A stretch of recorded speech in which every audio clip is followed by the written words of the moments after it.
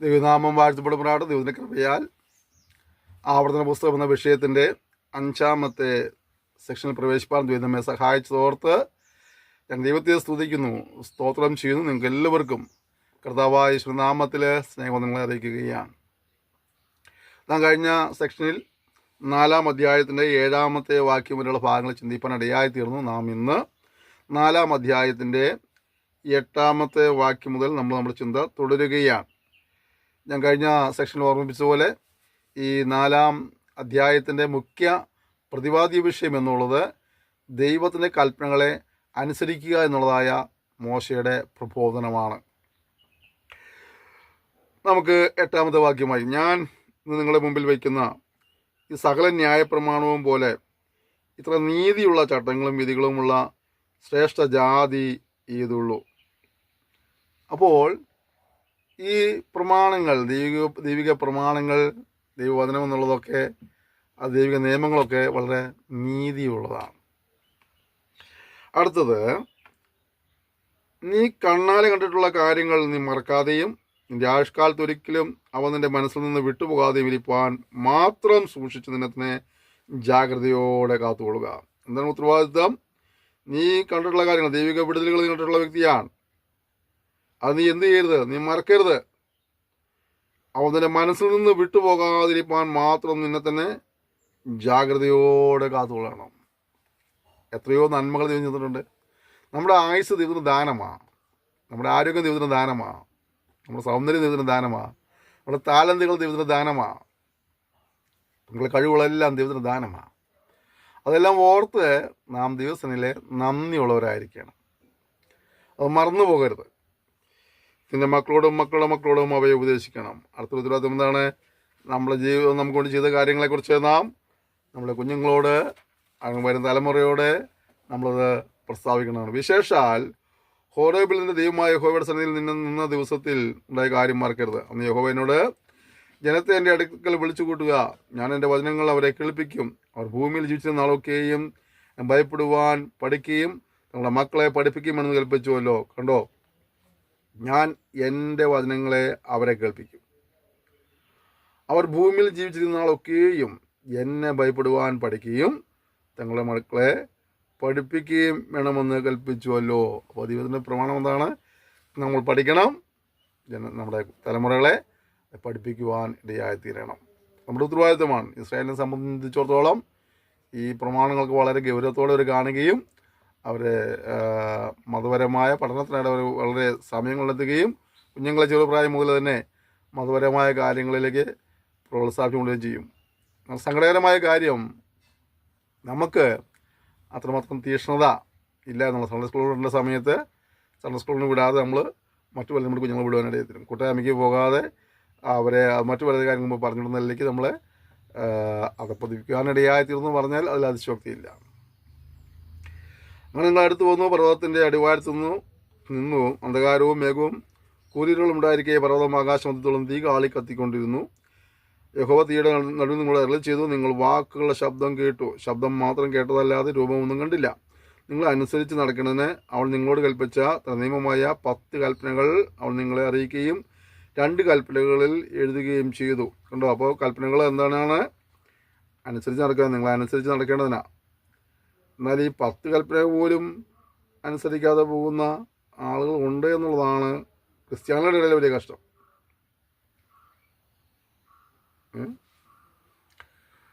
10 കൽപ്പന കാണാപ്പാടെ നമുക്ക് എല്ലാവർക്കും അറിയാം. അതിലെ പ്രധാനപ്പെട്ട പല കാര്യങ്ങളും മാറ്റം വരുത്തിയവരുണ്ട്, പ്രധാനപ്പെട്ട പല കാര്യങ്ങളും അനുസരിക്കാത്തവരുണ്ട്. എന്നാൽ കർത്താവ് പറഞ്ഞ നീ ഇവർക്കത് അനുസരിപ്പാൻ ആടി കൊടുത്തിരുന്ന കാര്യങ്ങളാണ്. ഓക്കെ, അടുത്തത്, നിങ്ങൾ കൈവശമാക്കാൻ കടന്നു വരുന്ന ദേശത്ത് നിങ്ങളെ അനുസരിച്ച് നടക്കുന്നതിനുള്ള ചട്ടങ്ങളും വിധികളും നിങ്ങൾ ഉപദേശിക്കണമെന്ന് യഹോവ അക്കാലത്ത് എന്നോട് അരുളി ചെയ്തു. നിങ്ങൾ നന്നായി സൂക്ഷിച്ചുകൊള്ളുവിൻ. യഹോവ ഹോരേബിൽ തീയുടെ നടുവിൽ നിന്ന് നിങ്ങളോട് അരുളി ചെയ്ത നാളിൽ നിങ്ങൾ രൂപമൊന്നും കണ്ടില്ലല്ലോ. അതുകൊണ്ട് നിങ്ങൾ ആണിൻ്റെയെങ്കിലും പെണ്ണിൻ്റെയെങ്കിലും സദൃശമോ, ഭൂമിയിലുള്ള യാതൊരു മൃഗത്തിൻ്റെ സദൃശമോ, ആകാശത്തുള്ള യാതൊരു പക്ഷിയുടെ സദൃശമോ, ഭൂമിയിലുള്ള യാതൊരു എഴുജാതിയുടെയോ സദൃശമോ, ഭൂമിക്ക് കീഴേ വെള്ളത്തിലുള്ള യാതൊരു മത്സ്യത്തിൻ്റെയും സദൃശമോ, ഇങ്ങനെ യാതൊന്നിൻ്റെയും പ്രതിമയായി വിഗ്രഹമുണ്ടാക്കി വഷളത്വം പ്രവർത്തിക്കരുത്. വളരെ വ്യക്തമായിട്ട് ദൈവത്തിൻ്റെ പരിശുദ്ധാത്മാവ് ഒരു മുന്നറിയിപ്പ് നൽകുകയാണ്. എന്താണ്? നിങ്ങൾ ദൈവത്തിന് മുഖമൊന്നും കണ്ടിട്ടില്ല, അതുകൊണ്ട് ദൈവമാണെന്ന് പറഞ്ഞ് നിങ്ങൾ ആണിൻ്റെയോ പെണ്ണിൻ്റെയോ അല്ലെങ്കിൽ മൃഗത്തിൻ്റെയോ പറവയുടെയോ യാതൊരു ഇതിൻ്റെ എഴജാതിയുടെയോ ഒന്നിൻ്റെ രൂപത്തിലൊന്നും ദൈവത്തെ അതിവന്മരണം ഉണ്ടാക്കുകയോ നമസ്കരിച്ചത് വഷളത്വം ചെയ്തതെന്നാണ്. ഇന്ന് നമ്മളൊക്കെ ആ ഭാഗത്ത് ഒരുപാട് പരാജയപ്പെട്ടു പോയി. ക്രിസ്ത്യാനികളിൽ നിന്ന് പറയുന്ന പലരും ആ കാര്യങ്ങളിൽ പലരും പരാജയപ്പെട്ടു പോയിട്ട് പലതിനെയും വാർത്തുണ്ടാക്കി പലതിനെയും നമസ്കരിക്കുന്ന ഒരു അനുഭവത്തിലേക്ക് വരുവാൻ ഇടയായിത്തീർന്നു എന്നുള്ളത് നമ്മുടെ പരാജയമെന്നല്ലാതെ എന്തു പറയാം. നീ ആകാശ സൈന്യമായ സൂര്യനെയും ചന്ദ്രനെയും നക്ഷത്രങ്ങളെയും നോക്കി കാണുമ്പോൾ അവയെ നമസ്കരിപ്പാനും സേവിപ്പാനും വശീകരിക്കപ്പെടരുത്. ഉണ്ടോ? അടുത്തതുണ്ടോ? നീ സൂര്യനെ നമസ്കരിക്കരുത്, ചന്ദ്രനെ നമസ്കരിക്കരുത്, നക്ഷത്രങ്ങളെ നമസ്കരിക്കരുത്, അവയെ സേവിക്കരുത്. ഇവിടെയൊക്കെ പരാജയങ്ങൾ സംഭവിച്ചു എന്നുള്ളതാണ്.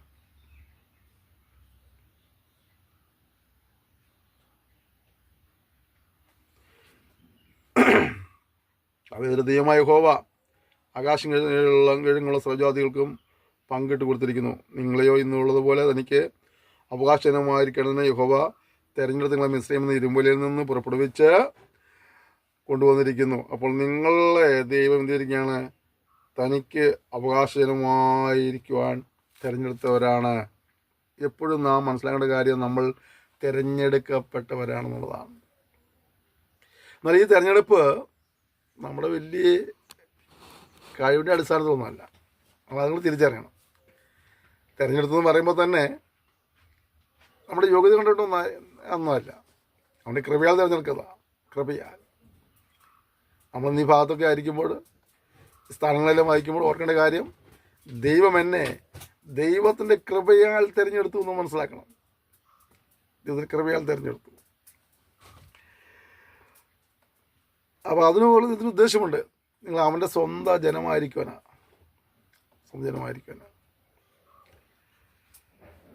ഇന്നലെ യഹോവ നിങ്ങളെ നിമിത്തം എന്നോട് കോപിച്ചു. ഞാൻ യോർദാൻ കടക്കയിൽ നിന്നും നിന്റെ ദൈവമായ യഹോവ നിനക്ക് അവകാശമായി തരുന്ന നല്ലദേശത്തിൽ ഞാൻ ചിലകയിൽ നിന്ന് സത്യം ചെയ്തു.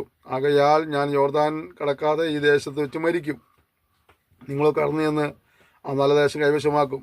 നിങ്ങൾ ദൈവമായ യഹോവ നിങ്ങളോട് ചെയ്തിട്ടുള്ള അവരുടെ നിയമം നിങ്ങൾ മറന്ന് ദൈവമായ യഹോവ വിരോധിച്ചതുപോലെ യാതൊന്നിൻ്റെയും സദൃശമായ വിഗ്രഹം ഉണ്ടാക്കുവാതിരിപ്പാൻ സൂക്ഷിച്ചുകൊള്ളുവീൻ. എൻ്റെ ദൈവമായ യഹോവ ദഹിപ്പിക്കുന്ന അഗ്നിയല്ലോ, അവൻ തീക്ഷ്ണതയുള്ള ദൈവമാകുന്നു. ഉണ്ടോ? ഇവിടെ പ്രത്യേകിച്ച് പിന്നെയും പറയാം, നിങ്ങളെ അനുസരിക്കേണ്ടതുകൊണ്ട് ഞാൻ ആ ദേശത്ത് കിടക്കുകയില്ല. എന്നാൽ നിങ്ങളവിടെ ചെല്ലും.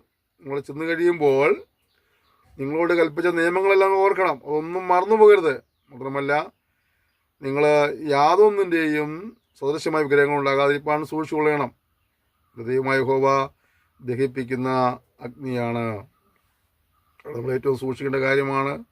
നമ്മൾ പലപ്പോഴും ദൈവം സ്നേഹമാണെന്നൊക്കെ പറയാറുണ്ട്, പക്ഷേ ദൈവം ദഹിപ്പിക്കുന്ന അഗ്നിയാണെന്നുള്ള കാര്യങ്ങൾ നാം മറന്നു പോകരുത്.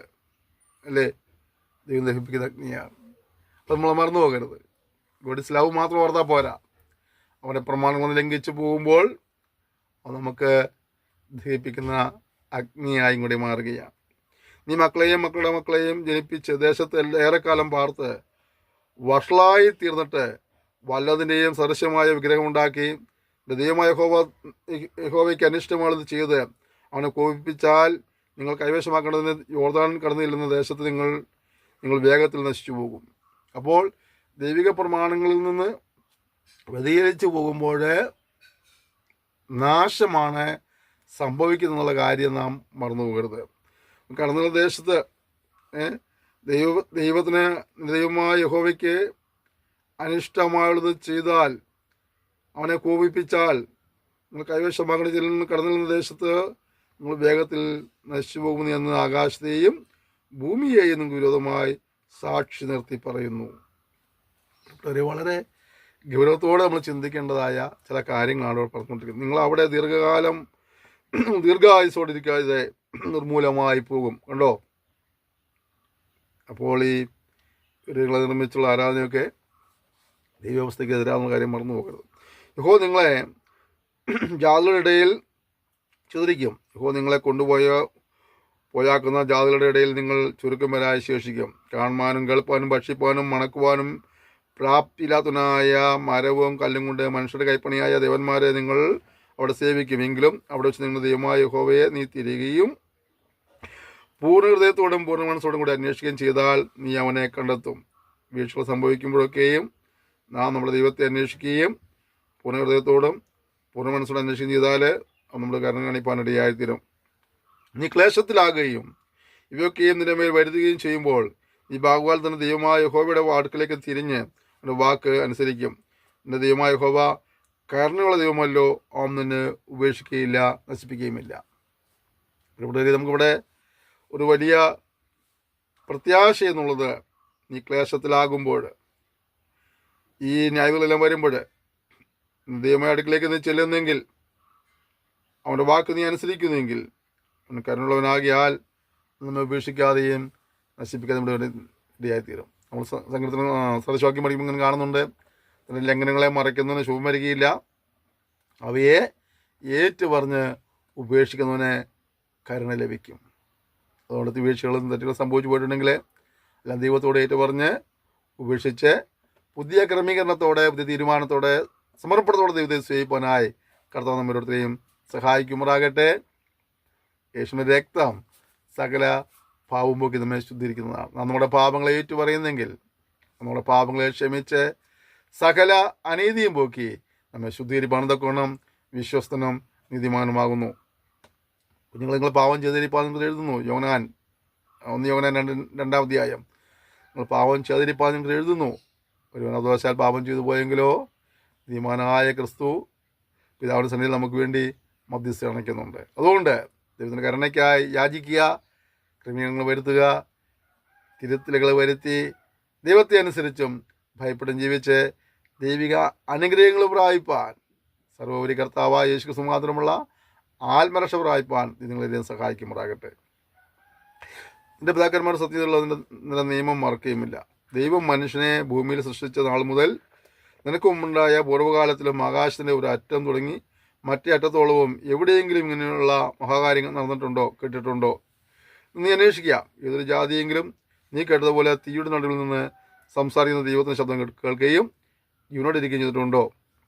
അല്ലെങ്കിൽ നിങ്ങളുടെ ദൈവമായ യഹോവ മിസ്രൈമിൽ വെച്ച് നീ കാണുക നിങ്ങൾക്ക് വേണ്ടി ചെയ്തതുപോലെയൊക്കെയും പരീക്ഷകൾ, അടയാളങ്ങൾ, അത്ഭുതങ്ങൾ, യുദ്ധം, ബലമുള്ള കൈ, നീട്ടിയ ഭുജം, വലിയ ഭയങ്കര പ്രവർത്തികൾ എന്നിവയാൽ ദൈവം ഒരു ജാതിയെ മറ്റൊരു ജാതിയുടെ നടുവിൽ നിന്ന് തനിക്കായി ചെന്നെടുപ്പാൻ ഉദ്യമിച്ചിട്ടുണ്ടോ?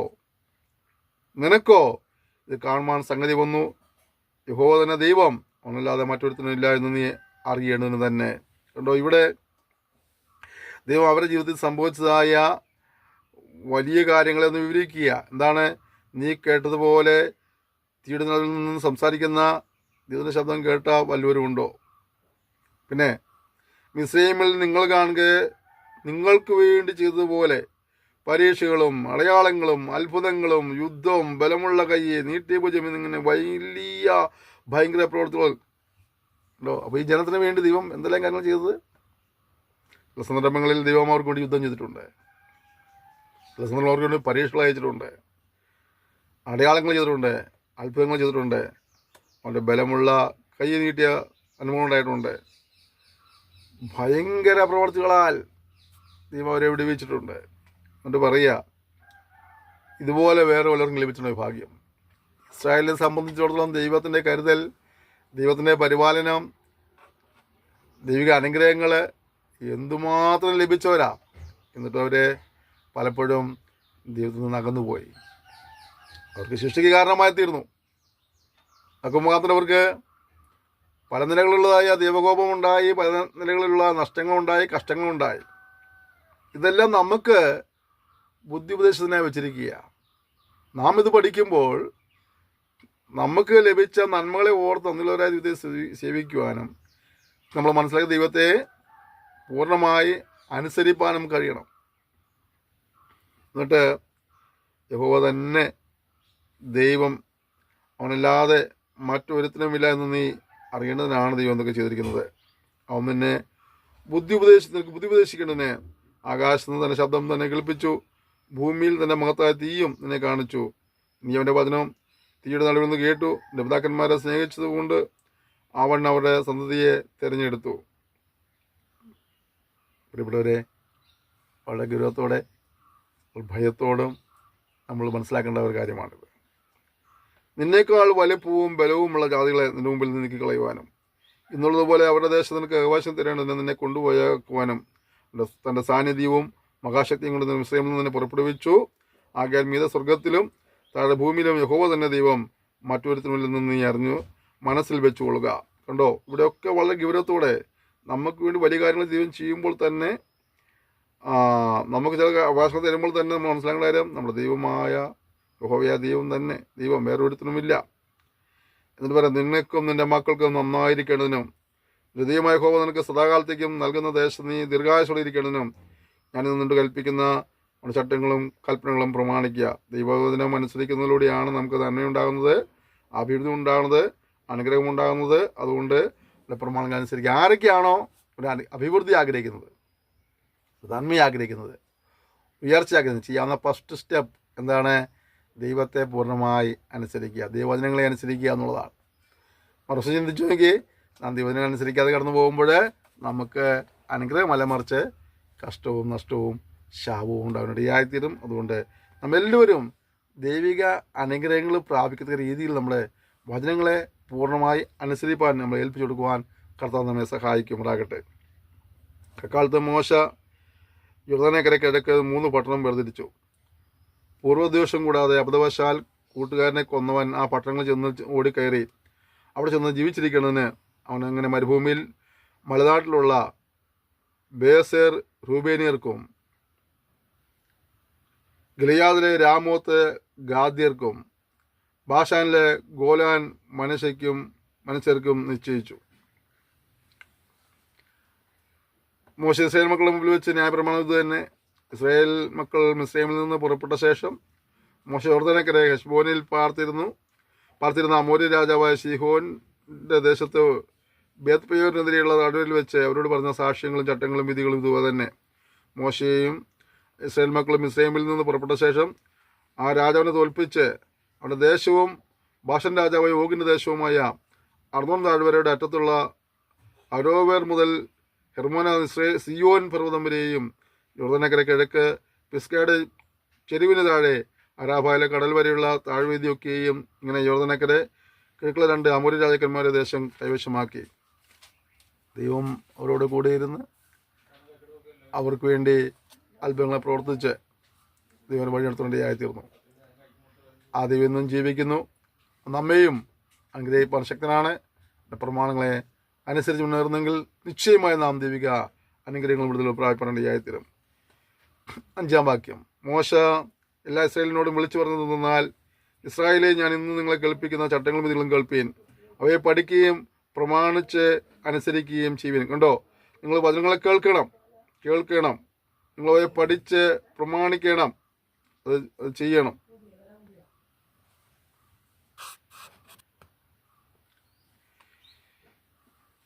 പറഞ്ഞ് നിങ്ങൾ വചനങ്ങൾ കേൾക്കണം, നിങ്ങൾ ചട്ടങ്ങളും വിധികളും കേൾക്കണം, അവയെ പഠിക്കണം, അവയെ പ്രമാണിച്ച് അനുസരിക്കുകയും ചെയ്യുവീൻ.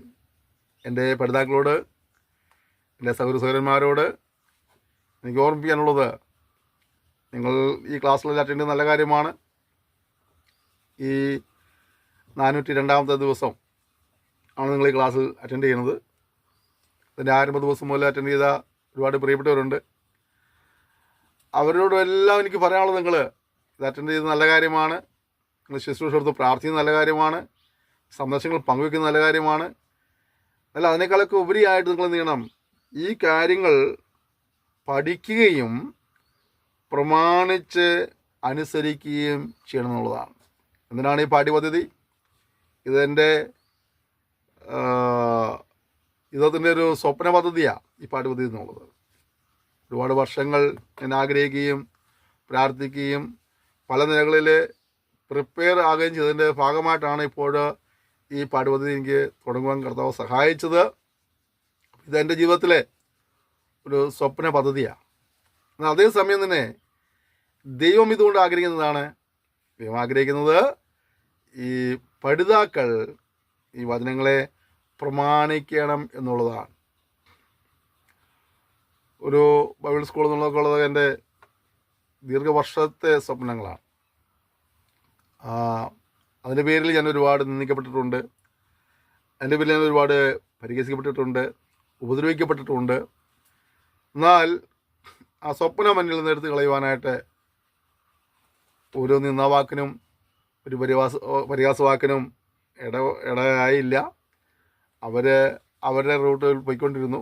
ഞാനും എൻ്റെ സ്വപ്നവുമായിട്ട് ഞാനും മുന്നോട്ട് പോയിക്കൊണ്ടിരുന്നു. ദൈവിക സമയമായപ്പോൾ അത് തുടങ്ങുവാനായിട്ട് കർത്താവിന് കൃപ നൽകി. ദൈവൻ്റെ മുഖാന്തരങ്ങളെ ഒരുക്കി. ഇവിടെ പഠിപ്പിക്കുവാൻ അധ്യാപകരെ തന്നു. മറ്റ് ക്രമീകരണങ്ങൾ കർത്താവ് ഒരുക്കി. അതിനും പഠിക്കാനായിട്ട് കുറച്ചധികം പ്രിയപ്പെട്ട കർത്താവ് നൽകാൻ വേണ്ടിയായിത്തീർന്നു. ഞങ്ങൾ ഓരോ വിഷയവും കഴിയുമ്പോഴും ആ ഓരോ വിഷയത്തിലും അറ്റൻഡ് ചെയ്തതായ പ്രിയപ്പെട്ടവരിൽ ഞങ്ങൾ നമ്പർ എടുത്ത് നോക്കാറുണ്ട്. അത് ഓർത്ത് ഞങ്ങൾ ഇത് ശ്രദ്ധിക്കാറുണ്ട്. ഞങ്ങളുടെ അധ്യാപക സമിതി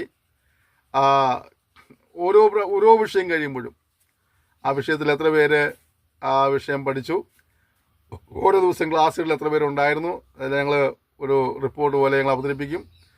അതോർത്ത് ഞങ്ങൾ ഇത് സ്വതന്ത്രം ചെയ്യാറുണ്ട്. അപ്പോൾ ഒരുപാട് പേര് ഇത് പഠിക്കുന്നുണ്ട്. ഞങ്ങൾക്കത് സന്തോഷകരമായ കാര്യമാണ്.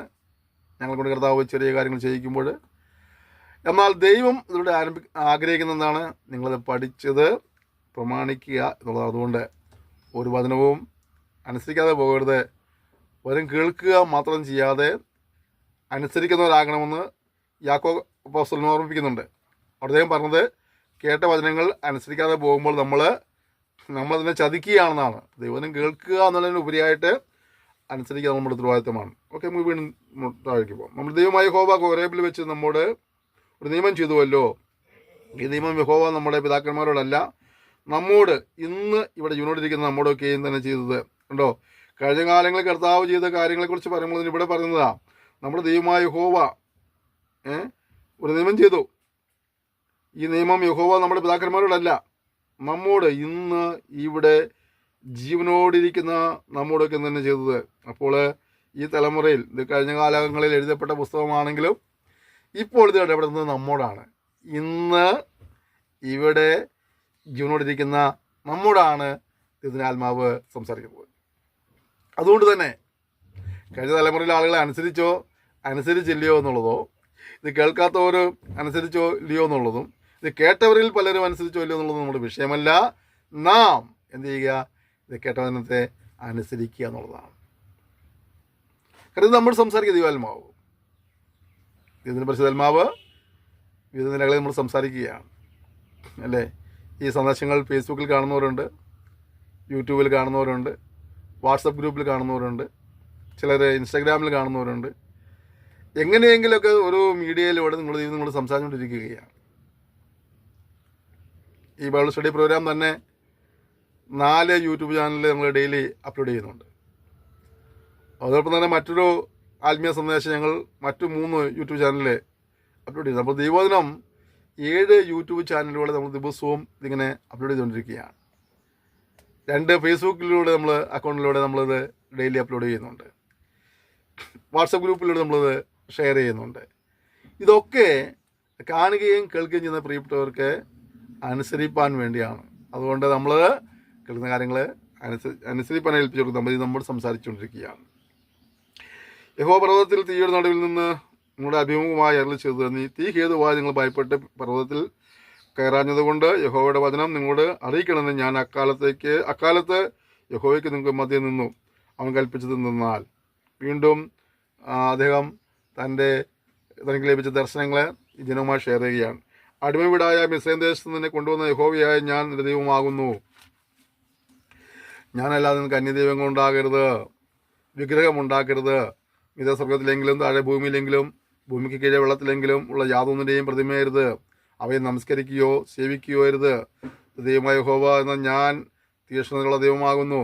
എന്നെ പകയ്ക്കുന്നവരിൽ പിതാക്കന്മാരുടെ അകൃത്യം 3-ാമത്തെയും 4-ാമത്തെയും തലമുറ വരെ മക്കളുടെ മേൽ സന്ദർശിക്കുകയും എന്നെ സ്നേഹിച്ച് എൻ്റെ കൽപ്പനകളെ പ്രമാണിക്കുന്നവർക്ക് 1000 തലമുറ വരെ ദയ കാണിക്കുകയും ചെയ്യും. കണ്ടോ, ഇതിന് വ്യവസ്ഥ ഉണ്ടോ?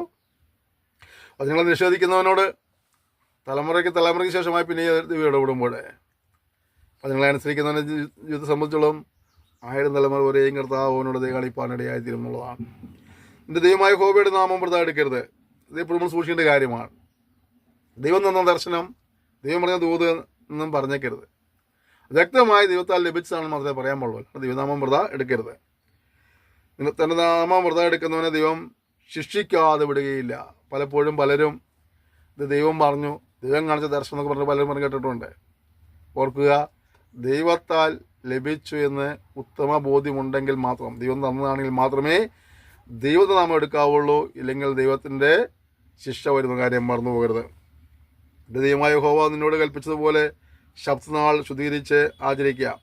6 ദിവസം അധ്വാനിച്ചതിന് വിലയൊക്കെയും ചെയ്യുക. 7-ാം ദിവസമോ എൻ്റെ ദൈവമായ യഹോവയുടെ ശബ്ബത്താകുന്നു. അന്ന് നീയും നിൻ്റെ മകനും മകളും നിൻ്റെ വേലക്കാരനും വേലക്കാരത്തിയും നിൻ്റെ കാളയും കഴുതിയും നിനക്കുള്ള യാതൊരു നാൽക്കാലിയും നിൻ്റെ പടിവാതിൽക്കരത്തുള്ള അന്യനും ഒരു വേലയും ചെയ്യരുത്. നിൻ്റെ വേലക്കാരനും വേലക്കാരത്തിയും നിന്നെപ്പോലെ സ്വസ്ഥമായിരിക്കേണ്ടത് തന്നെ. നീ മിസ്രൈം ദേശത്തെ അടിമയായിരുന്നുവെന്നും അവിടെ നിന്നും നിൻ്റെ ദൈവമായ യഹോവ നിന്നെ ബലമുള്ള കൈ കൊണ്ടും നീട്ടിയ ഭുജം കൊണ്ടും പുറപ്പെടുവിച്ചു എന്നും ഓർക്കുക.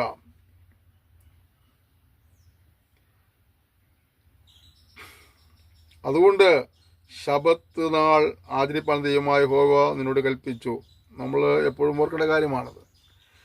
നിനക്ക് ദീർഘായുസ്സ് ഉണ്ടാകുവാനും നിന്റെ ദൈവമായ യഹോവ നിനക്ക് തരുന്ന ദേശത്ത് നിനക്ക് നന്നായിരിക്കാനും നിന്റെ ദൈവമായ യഹോവ നിന്നോട് കൽപ്പിച്ചതുപോലെ നിന്റെ അപ്പനെയും അമ്മയെയും ബഹുമാനിക്കുക. അല്ലേ?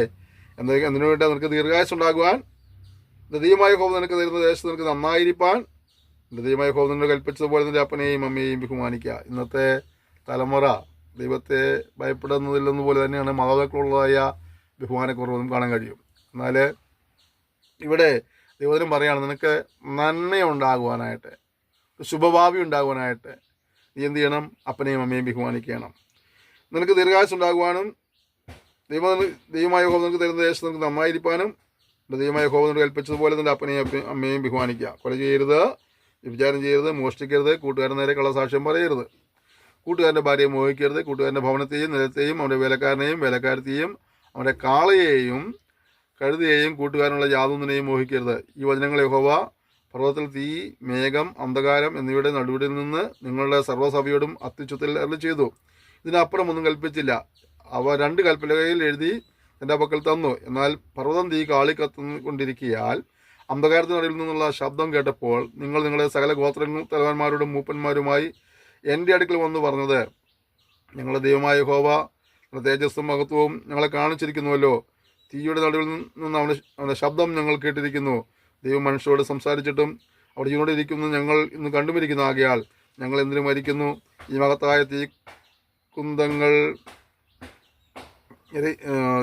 മഹത്തായ തീക്ക് ഞങ്ങൾ ഇരയായിത്തീരും. ഞങ്ങളുടെ ദൈവമായ യഹോവയുടെ ശബ്ദം ഇനിയും കേട്ടാൽ ഞങ്ങൾ മരിച്ചു പോകും. ഞങ്ങളെപ്പോലെ യാതൊരു ജഡമെങ്കിലും തീയുടെ നടുവിൽ നിന്ന് സംസാരിക്കുന്ന ജീവനുള്ള ദൈവത്തിൻ്റെ ശബ്ദം കേട്ടിട്ട് ജീവനോടെ ഇരുന്നിട്ടുണ്ടോ? നീ അടുത്തിരുന്ന് നമ്മുടെ ദൈവമായ യഹോവ അരുളി ചെന്ന് നോക്കുകയും കേൾക്കാം. നമ്മുടെ ദൈവമായ യഹോവ നിന്നോട് അരുളി ചെന്ന് നോക്കുകയും ഞങ്ങളോട് പറയാം. ഞങ്ങൾ കേട്ട് അനുസരിച്ച് കൊള്ളാം. നിങ്ങൾ എന്നോട് സംസാരിച്ച വചനങ്ങൾ യഹോവ കേട്ടു. എന്നോട് കൽപ്പിച്ചത് ഞാൻ എന്നോട് പറഞ്ഞ വാക്ക് ഞാൻ കേട്ടു. അവർ പറഞ്ഞതൊക്കെയും നല്ലത്. അവർക്കും അവരുടെ മക്കൾക്കും എന്നേക്കും നന്നായിരിക്കാൻ അവർ എന്നെ ഭയപ്പെടേണ്ടതിനും എൻ്റെ കൽപ്പനകളൊക്കെയും പ്രമാണിക്കുന്നതിനും നിങ്ങളെ ഹൃദയം അവർക്ക് എപ്പോഴും ഉണ്ടായിരുന്നെങ്കിൽ നന്ന്. നിങ്ങൾ കൂടാരങ്ങളിലേക്ക് മടങ്ങിപ്പോകുമെന്ന് അവരോട് ചെന്ന് പറയുക. നീയോ ഇവിടെ എൻ്റെ അടുക്കൽ നിൽക്കുക. ഞാൻ അവർക്ക് അവകാശമായി കൊടുക്കുന്ന ദേശത്ത് അവരനുസരിച്ച് നടപ്പാൻ നീ അവരെ ഉപദേശിക്കുന്ന സകല കൽപ്പനകളും ചട്ടങ്ങളും വിധികളും ഞാൻ നിന്നോട് കൽപ്പിക്കും. ആകയാൽ നിങ്ങളുടെ ദൈവമായ യഹോവ നിങ്ങളോട് കൽപ്പിച്ചതുപോലെ ചെയ്യുവാൻ ജാഗ്രതയായിരിപ്പീൻ. ഇടത്തോട്ടെങ്കിലും വലത്തോട്ടെങ്കിലും മാറരുത്. നിങ്ങൾ ജീവിച്ചിരിക്കണമെന്നും നിങ്ങൾ നന്നായിരിക്കണമെന്നും നിങ്ങൾ കഴിച്ചുമങ്ങുന്ന ദേശത്ത് ദീർഘായുസ്സോടെ ഇരിക്കണമെന്നും ദൈവമായ യഹോവ നിങ്ങളോട് കൽപ്പിച്ചുള്ള വചനങ്ങളെ വഴിയിൽ നടന്നുകൊള്ളുവീൻ. പ്രിയപ്പെട്ടവരെ, ദൈവവചനങ്ങളെ പ്രമാണിക്കുന്ന കാര്യം ആവർത്തിച്ച് പറയുകയാണ്. ഇതിനാണ് നമുക്ക് ശുഭഭാവി ഉണ്ടാകുവാനായിട്ട്. ആ ജനതയോട് ദൈവാത്മാവ് ആ തലമുറയിൽ സംസാരിച്ചെങ്കിൽ ഈ തലമുറയിൽ നിന്ന് നമ്മളോട് സംസാരിച്ചുകൊണ്ടിരിക്കുകയാണ്. നമുക്കതനുസരിക്കാനായി സമർപ്പിക്കാം. ദൈവത്തിൽ ചേർന്ന് ഒരുമിച്ച് പ്രാർത്ഥിക്കുക. സ്വർഗീയ പിതാവേ തന്ന സെക്ഷനായി സ്തോത്രം ചെയ്യുന്നു. ഈ കൽപ്പനകളെ പൂർണ്ണമായി അനുസരിച്ച് ജീവിച്ചെന്ന അനുഗ്രഹങ്ങൾ പ്രാപിപ്പാൻ കർത്താവിലുള്ള വിശ്വാസത്താൽ ആത്മരക്ഷകരസ്ഥമാക്കുവാൻ എല്ലാവരും കർത്താവ് സഹായിക്കുമാറാകണമെന്ന് പ്രാർത്ഥിക്കുന്നു. ആരെങ്കിലും ജീവിതത്തിൽ അനുസരണക്കേട് സംഭവിച്ചു കൂട്ടുണ്ടെങ്കിൽ ഏറ്റു പറഞ്ഞ് ഉപേക്ഷിച്ച് ക്രമീകരണത്തോടെ സേവിപ്പാൻ നീ അവരെ സഹായിക്കുമാറാണെന്ന് പ്രാർത്ഥിക്കുന്നു. അങ്ങനെ ചെയ്ത വലിയ കൃപയ്ക്കായ സ്തോത്രം യേശുവിന്റെ നാമം തന്നെ. ആമേൻ. ക്ഷമയോടെ ഇത് ശ്രമിച്ചതിന് നന്ദി പറയുന്നു. ദൈവം നിങ്ങളെല്ലാവരെയും ധാരാളം അനുഗ്രഹിക്കുമാറാകട്ടെ. Thank you. May God bless you.